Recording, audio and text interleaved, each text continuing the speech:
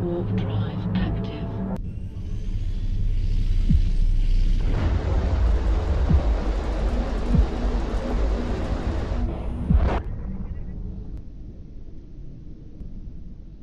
Hello and welcome to Sovereign RPG. I am Sovereign and today we're going to go over the Space Blender, the Nestor, my favorite line of ships, the Sisters of Eve. This is not available on the live server yet, but it will come with the wormholes. Hoping that this comes very soon because I have been waiting long enough to get back into some wormhole activities.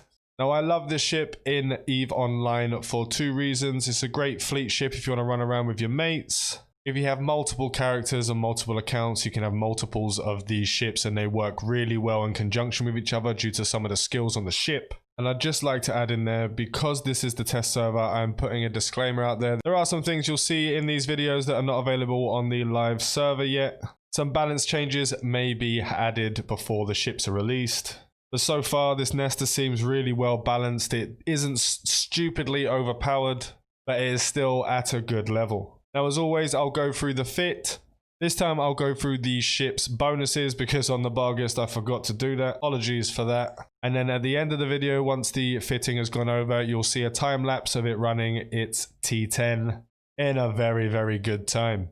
So let's go over the role bonuses itself. We have 50% remote armor repair efficiency, 100% remote armor repairer optimal range, and 100% group armor repairer effective range. Now, it's these stats that make this ship so good in groups. You can effectively lose a couple of your low slots that are dedicated to tank, repping efficiency, and you can stick those in the high slots because it doesn't have any bonuses to the high slot weaponries.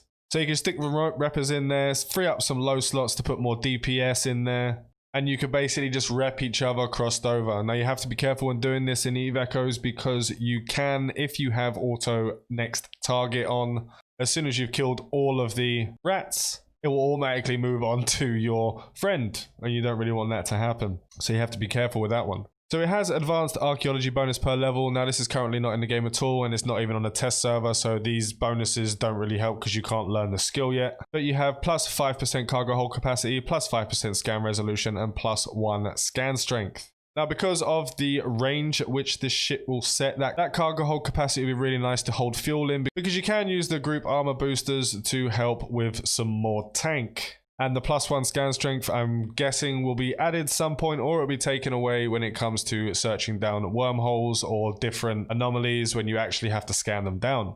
So we move on to the advanced battleship command bonus per level. You get 16% drone DPS per level, 4% armor resist per level, and 10 kilometers drone control range per level. These are very, very nice stats, especially that armor resistance. You can drop some of that armor tank and put more DPS in there. But because the way I play, I like to have a bit more tank, especially if you're going and you're ratting in null sec or if you're ratting in low sec or any of these things. I know it's not really a good choice to go ratting in low sec in a faction battleship, but there's people that still do it, and I like to be able to hold my tank for reinforcements to come. Also, I can just last longer while my drones completely obliterate everything. So let's have a look at this particular fit that we've got on this ship today. So in the top slots, we have the PFC type large rapid launchers. Now, it's not the same as the Bargist. There won't be instant application, so it takes a minute for you to get to your target. And because of it not having a bonus on the ship, you've only got 36.89 kilometer range, which is not so bad, but you'll be sitting out at 80 kilometers. Now, in the mid slots, we do have the large group armor repairers. These are the fullerene variety. Now, these are on the test server. These haven't been released yet. And it's meta level 10 and tech level 10. You can't use these until tech level 10. But I wanted to test these out, see how they were, see how it was when it comes to the balancing issues that these modules that we haven't tested yet will have. So in the mid slot, we just have a random stasis webifier in there. This is a Tobias stasis webifier. This is the Meta 18. This is the officers ones. If you were part of the test where we had to fight the devs were using these modules when fighting hundreds of us. You can see the optimal range is 20.8 kilometers for the standard, and it has a minus 69% flight velocity adjustment. You don't really need to use these on this ship because I'm obviously just going to be sitting out 80 kilometers and pretty much everything dies before it gets to me. And we have 3 of the group armor repairers. This is to have a little bit more tank. I was going to go double armor reps in the lows, but I'd like to have a little bit more DPS on there.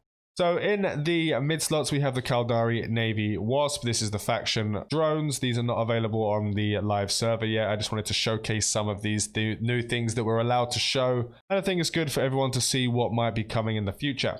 So in the low slots, we have the W634 drone damage amplifiers. Again, these are not on the live server. These are only on the test server, and they have quite a big number. They look really nice. They may need a little bit of tweaking, but these are meta level 18, and I'm not sure how we will get these modules when they're finally released. We have 2 of those in the low slots, and we have 1 armor reactive C-type and 2 C-type adaptive armor hardeners, and 1 corpus C-type large armor repper.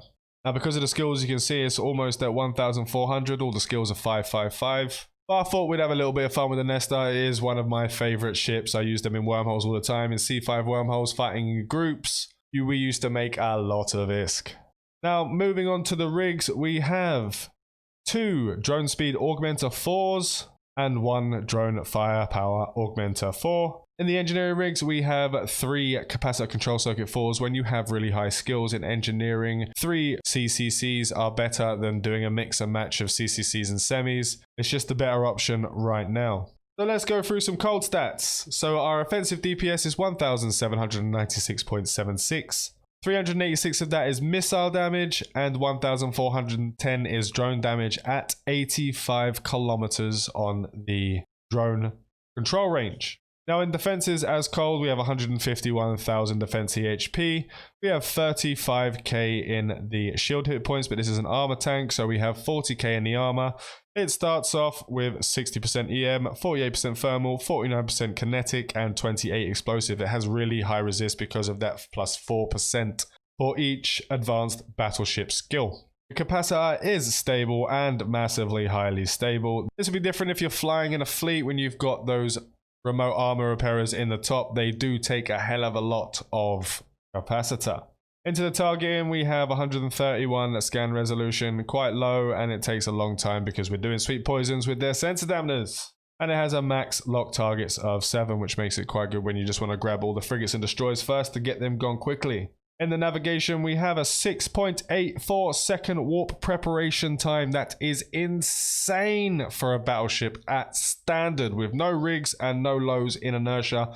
That is mental. That's going to have to be changed most likely. The Macarial is very fast to get into warp, just over 10 seconds, and this is 4 seconds shorter than that. Warp speed is 2 AU.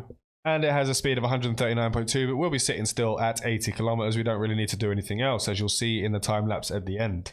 Now let's have a quick look at the hot stats outside before we go into the time lapse. It's just a very attractive ship. I really love the look of this ship. Everything about it is I just really like it. Can't put it into words. The entire line, the Astero, the Stratios, and the Nestor are my favorite ships in EVE.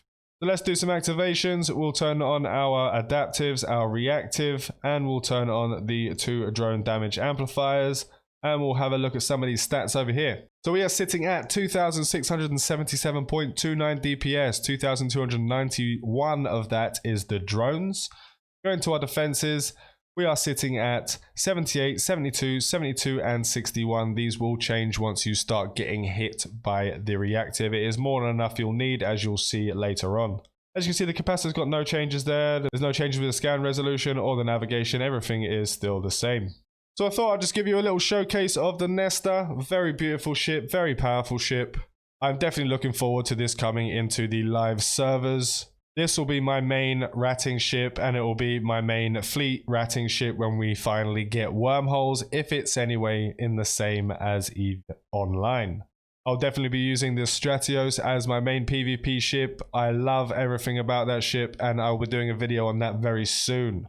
Remember to watch the time lapse just after I say goodbye so you can see this beautiful ship in action. Remember to like and sub if you haven't already. This is your one-stop shop to EVE Echoes. Fly safe and avoid local chat scams.